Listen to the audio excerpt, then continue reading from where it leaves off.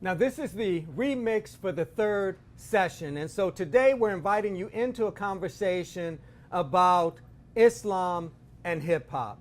So, Prof, let me start with a question. There's no doubt that Sunni Islam, Nation of Islam, Five Percenters, all of these have had an influence on hip hop, but it seems dominated by Nation of Islam and 5% thinking. Why is that? Why those two as dominant? I think the first thing has to be the proximity. When you look at the 5% Nation and basically that whole movement being born out of New York, is basically its proximity to the culture that creates hip hop is unmistakable and has to be paid attention to.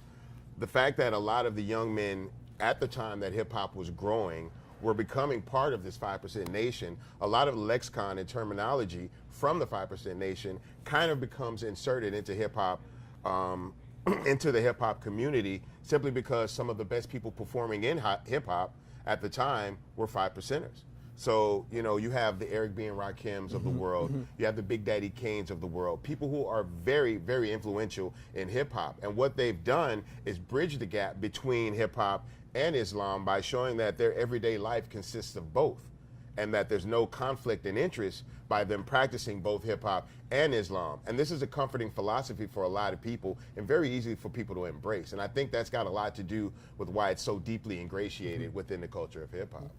Now, my issue is when we're talking about these different Sunni, well, I wouldn't call it an issue per se, but when we talk about Sunni, we talk about the Nation of Islam, and we talk about 5% Nation.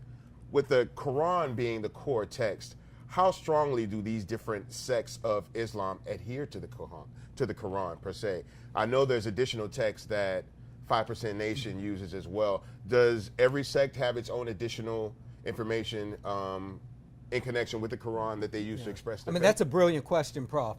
And Sunni Islam, this is easy, right? There's a deep reliance upon the Quran. In a literal sense. In a literal sense, that the Quran kind of guides thought and action. With the Nation of Islam, there's been limited attention to the Quran, particularly during the years prior to the death of the Honorable Elijah Muhammad. Their thinking and their actions revolved around his materials, his text, and his ability to show the truth of the Nation of Islam, even in the Bible. 5% Nation makes use of its own materials, its own materials, in large part because of their thinking concerning who black folks are, gods and earths, right? So there isn't the same need to be told what to do. So they don't need a sacred text to tell them what to do. What they need are materials that help them decode, break down, deconstruct.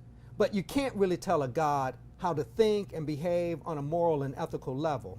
This is within the 5%. 5%ers. Gotcha. Man, my mind gets blown every time we do one of these. I hope we're blowing your mind as well. Thank you for joining us. We'll see you on the next session.